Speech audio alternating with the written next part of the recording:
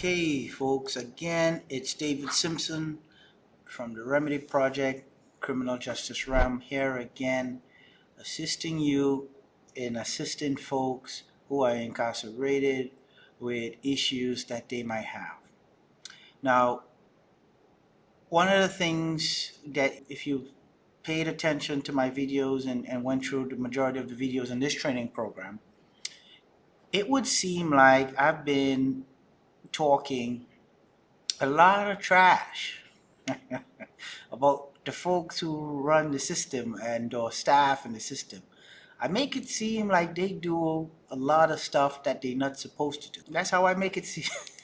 you would question, you're like, this guy, he can't be right. These are professionals. These are folks who have everything laid out. They have their rules, their regulations, and I want to believe that the majority of them follow it to a T. And I would tell you that that's not so. That's absolutely not true. I would tell you that they break and or violate a whole lot of their rules. It's almost like they don't give a damn about their own rules sometimes, right? But I would say, oh, you just a guy with an axe to grind. That's not true. How would you know that? Well, one of the things that you're going to realize here is I'm training you in this process with real, actual documents that belong to the prison system and those who operate in it. So you're going to see, I'm going to point out real live issues to you that folks go through with or have to deal with on a daily basis while incarcerated. Even in the lowest forms of incarceration, like a halfway house, a community correctional center, a place that is supposed to be light, is supposed to be easing folks up and giving them the opportunity to reintegrate into society in a stable and peaceful manner. It's supposed to be supporting their transition. But like you would find out, it's not about that the majority of the time. It's really business. It's really just all about business, right? So, folks need to re-enter into society. Let's create a community partnership with the Federal Bureau of Prisons where we could continue to charge the taxpayer for doing this job. And we're going to maximize the job and reduce the care about the product and or the slaves, and and just do business, right? And you say, well, David, that's too much. Why are you doing that? It's not true. These folks are upstanding folks. They abide by folks' constitutional rights and all of that, right? That's what you would say to me, right? Or that's what some of them will come back with. All right, well, let's take a look. What do we have in front of us here? In front of us here, this says passes. I'll tell you what this is. I was housed at the halfway house in Brooklyn, New York. And while housed there on my return to society, in order to go anywhere weekly, there is a pass system that you have to use. So you have to enter into the system that you want to pass to go somewhere, and they'll approve it. And this is their pass guide. This is the guide to passes, right? So when you come out, folks who come out, they gotta, obviously you want to go to the DMV to get back ID or driver's license, Social Security, any of your vital records like your birth certificate and stuff. You could schedule those. They give you permission to schedule those for passes between 7 a.m. and 1 p.m. right? And again, if you want to attend the barber shop, put in a pass for that, right? And so on and so forth, right? And so if you want employment, gym pass, laundry, right? You got all these things. But the one I want you to pay attention to is this one here, religious services. Religious services is the one I want you to pay attention to. And you say, well, why? Say, well, why should I pay attention to religious services? Well, because I think that this one has a problem. It was a problem for me. Let's see if it's a problem for you, right? Let's see if it's a problem for you. Because I have to train your eyes to identify and locate problems. So an incarcerated person might tell you, oh, this is supposed to be this way and they're not doing what they're supposed to do. And you'll be like, should you believe them or should you believe the staff, right? No, you should, you shouldn't just believe anybody.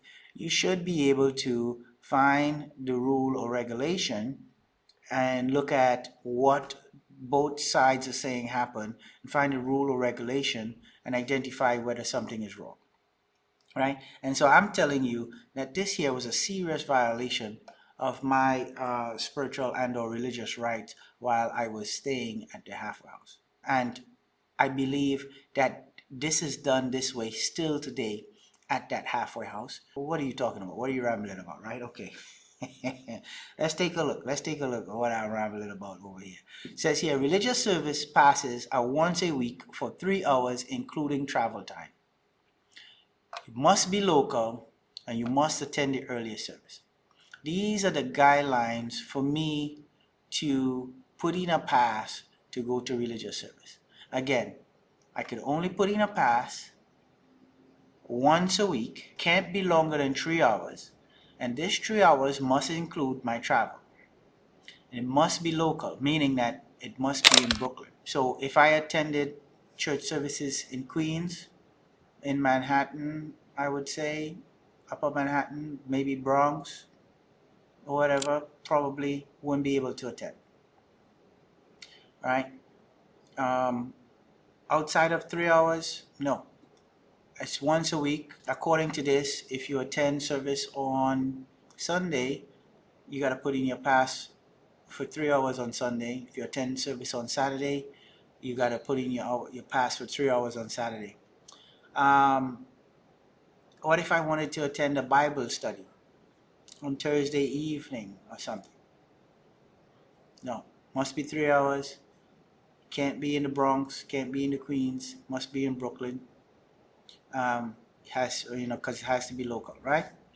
You see that?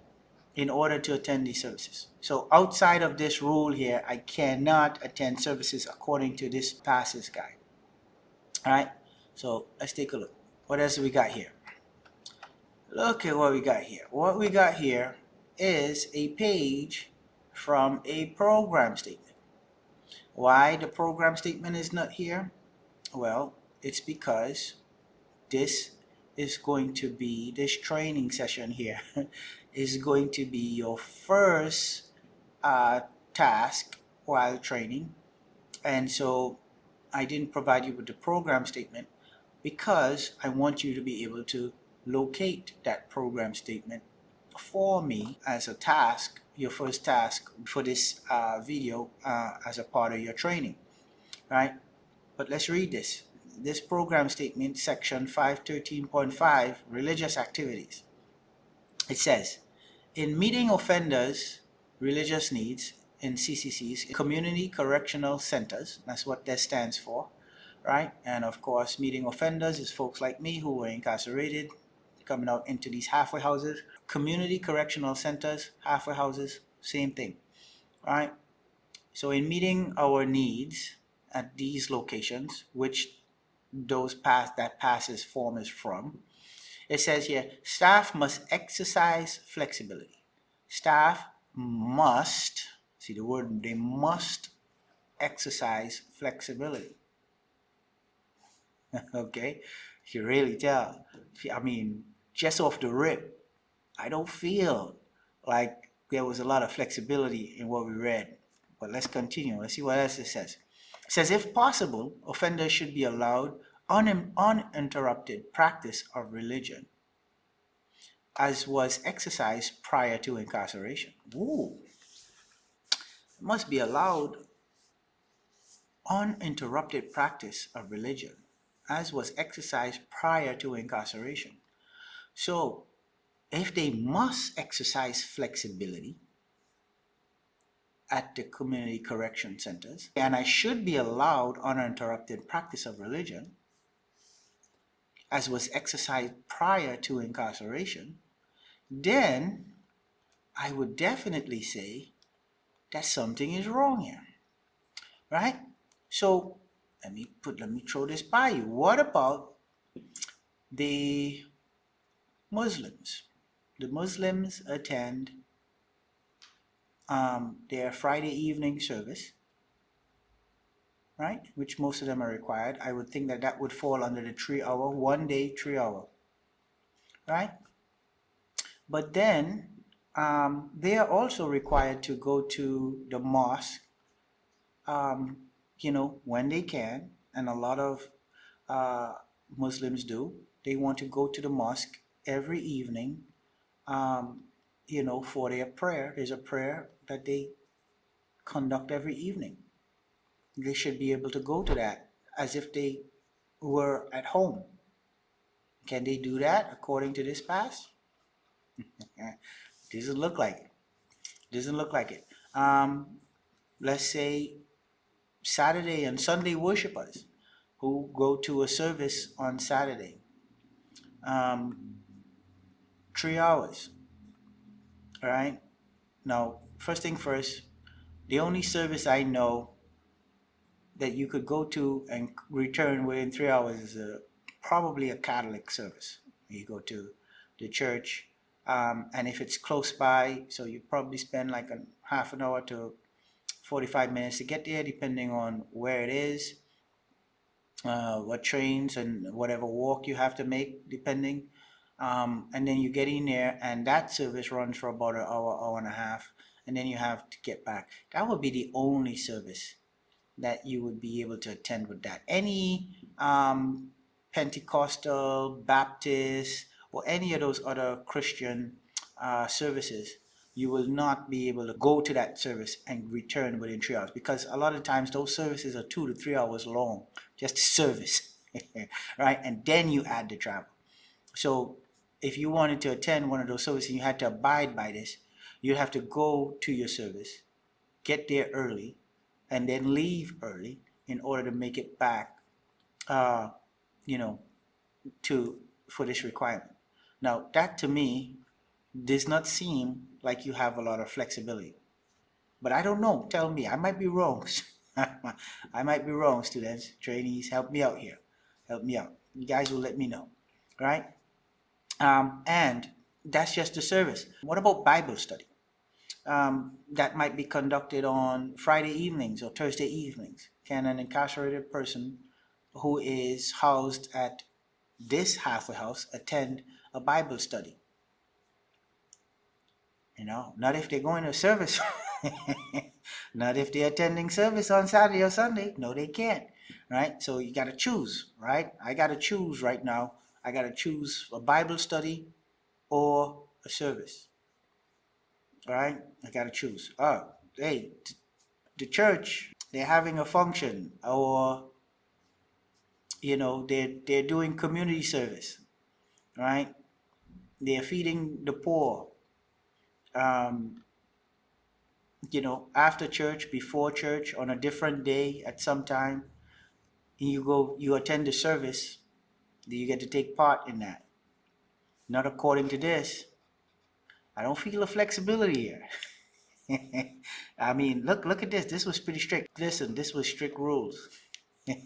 And you could get an incident report or shot or if you violated this. If you were not back in time, listen, folks go to services. I would go to a service, right, and literally be sprinting back to the halfway house in order to make it in time, just so that I don't get a violation, so that they could send me back to prison.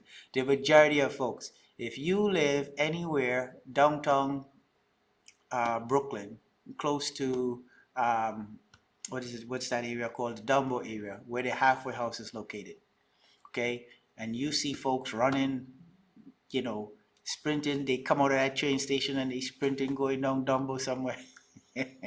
They're probably going to the halfway house because they try not to get violated, right? This stuff it's not flexible. I don't see the flexibility here, right? So you can't attend the church bake sale or cake sale. You can't do anything, only the service, and that's it, according to this, right? However, according to the rules and regulations that govern the community correctional centers or halfway houses, staff must exercise flexibility, right? And they should allow you uninterrupted practice of religion, just as before you were incarcerated. What you would do when you were home, they should be allowing you to do that. That's what I read here. That's what I understand here. That's what that says. I'm not into interpreting stuff the way that we feel like it should be interpreted and all that other stuff. I don't do that. I don't practice that. I read something and I take it for what it is.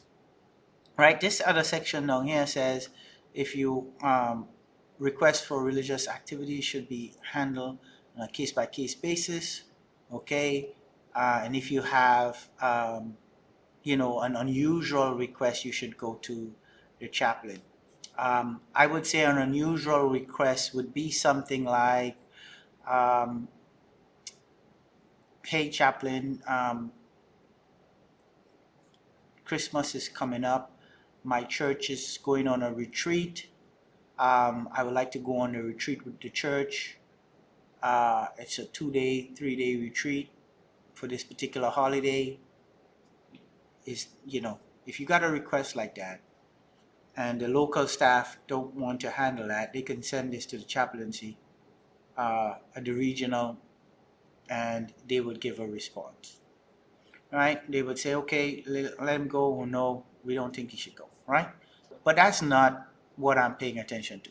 I'm paying attention to this right here. Religious activities. That's what we're covering. Right? So you tell me, am I right or wrong? Does staff of the Federal Bureau of Prisons and their private partners love violating the rights of folks who are incarcerated? This is just one example, right? They're violating folks' religious rights and religious freedoms by their own rules, which they set. It's almost like they don't care about this rule that they set, right? They just don't care. Look, 3 hours, including travel time. 3 hours, 1 day, once per week. This says here, I should be able to act like I was not before I was incarcerated. So which means I should be able to go to bake sales.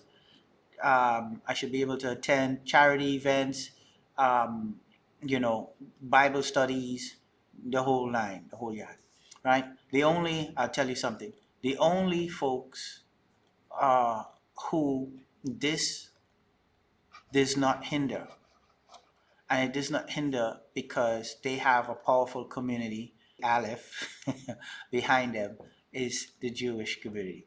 The Jewish community does not suffer this. They would let the Jewish community travel and go home and stay to their homes from Friday evening or Friday morning. They're allowed to go and stay at their home and observe their Sabbath on Saturday. And they just allow them, they even allow them, they don't to force them to come back on on Sunday after the Sabbath is over. They allow them to come back on Monday. And they don't mess with the Jewish community in the prison system, neither the private companies, because Aleph and or the Jewish community does not tolerate nonsense, unnecessary oppression on their members. So this goes for everybody else. All right, everybody else. If you're not a Jewish practicing person, you don't practice that, you are hindered. 3 hours is your limit. It's here, and you see it for yourself. I'm not making this up. This is a pass. They don't have their name, the organization's name on it, but it's from there. I'm telling you, it's mine. It's hindered me. This is my marking. I was in the process of challenging this, and they didn't like what I was doing. I was challenging this and some other things using the administrative remedy process, and they decided to get rid of me. I was becoming a nuisance. So what they did was I was late returning from Columbia University with your co-director Anna Sugru and some other students in a class.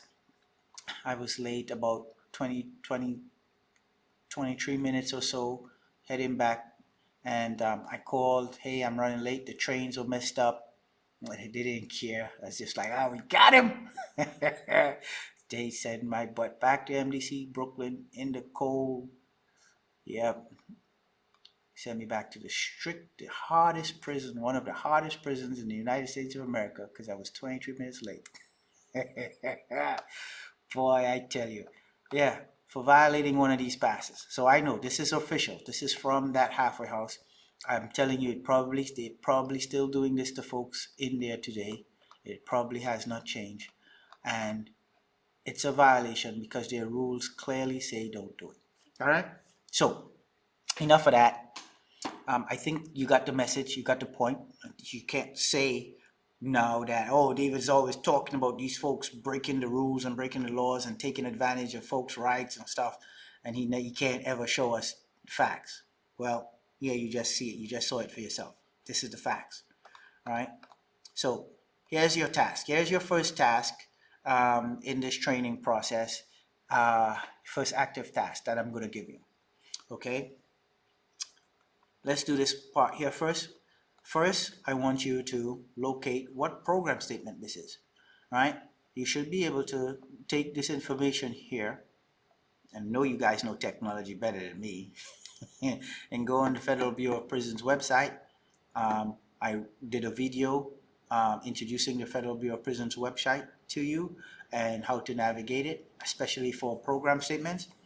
I want to make sure that you learn that process and that you get used to that process, because it's important in order to advocate on behalf of folks.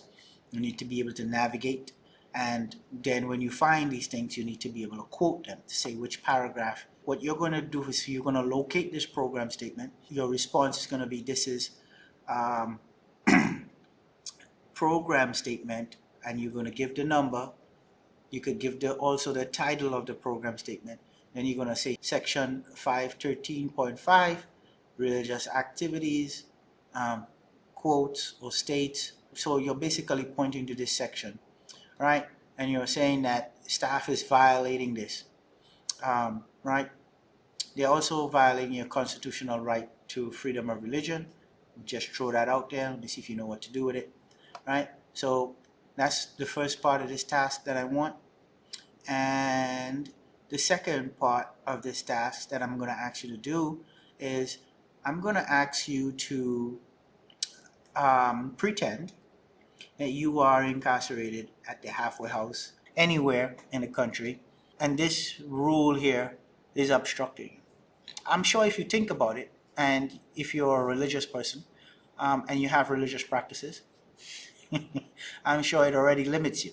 But if you don't have religious practices or attend them frequently at the moment or at all, it's okay. Let's make something up. I want you to make something up and do a request to staff or complaint to staff about them limiting your ability to attend your religious services, right? I want you to request or complain. So you're going to either request, which is, so those are two different things. You could request saying that you want to go somewhere or do something, or you could complain saying, hey, staff, you are limiting my right to attend service or something, or you want to attend something special or whatever. Whatever your created issue is, I want you to create that. And I want you to do your first informal resolution, BP8. Don't worry about the form. You don't have to put it on a form. Just whatever you would put on the form, I just want you to type it on paper. I'm not giving you much instructions other than that. Why? Because your first lesson is the lesson that every incarcerated person has to learn, is that you cannot just pick up and do this stuff off the rip and get it right. I want you to learn that first, right? Because folks say, well, oh, yeah, it's just about filling out a form and just doing it. No, no, it's not. It's a little bit more complicated. It takes a little bit more in order to present stuff correctly. If you remember, and I'm not going to show you that here, I'm going to let you go find it. In the handbook stated, gave you directions on how to do remedies, and it wanted some specific things. That's just a hint. I'm going to send you back. And with those hints and what I'm asking you to do here, please go ahead and raise this issue to staff, if you believe that it's an issue. Now, if you don't think it's an issue, maybe you could write and tell me about it. Maybe your response should be telling me why this is not an issue and why I'm wrong. And yeah, good luck with that, right? So let's do that. And I'm going to tell you this. At this moment, if you have gone through all my videos up to this point, you are more knowledgeable in the administrative remedy process than 90% of the folks who are incarcerated in the Federal Bureau of Prisons. Just based off of what the information and the guidance that I've given you alone. You got way more. No one trains them or teaches them or gives them the information that I provided you. No one. You have way more information than they do.